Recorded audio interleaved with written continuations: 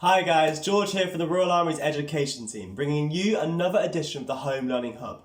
And this time around we'll be exploring body armour used in the First World War by looking at the object itself and the poetry it helped to inspire.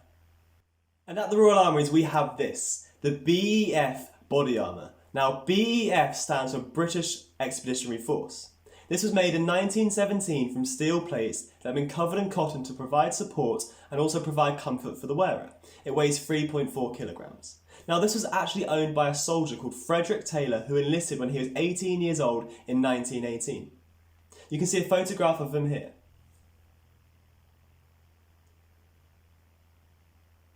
Now many soldiers who fought in the First World War were incredibly young, including Sidney Lewis, who was a soldier who enlisted at the age of 12. He lied about his age to get enlisted.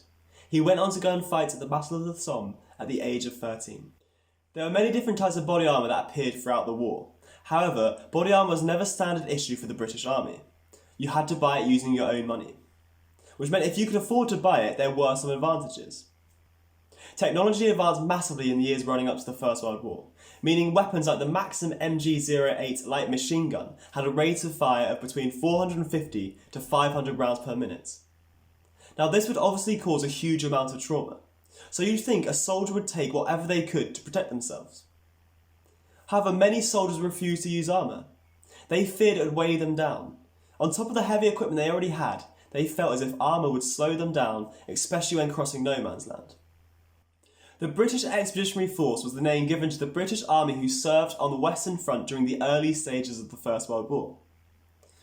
Now during these early stages, the BEF suffered heavy casualties, especially after the Battle of Mons, which led to the British Army retreating 400 kilometres in just 13 days. Now news of these heavy casualties had an effect on those back home, including on the poet Lawrence Pinion. Now unlike many wartime poets, Lawrence Pinion never served in the army. In fact, he was too old to enlist.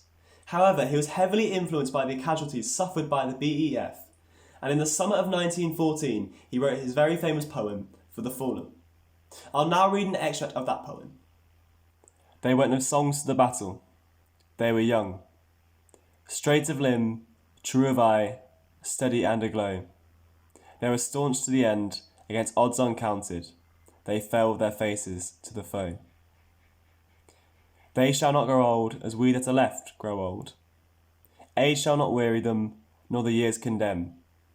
At the going down of the sun, and in the morning, we will remember them. A very famous and moving poem.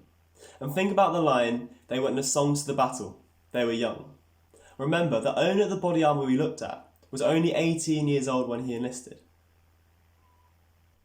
So now you've learned a bit about body armour and you've heard some of the poem. I'd like you to write a poem from the perspective of a British soldier serving on the Western Front.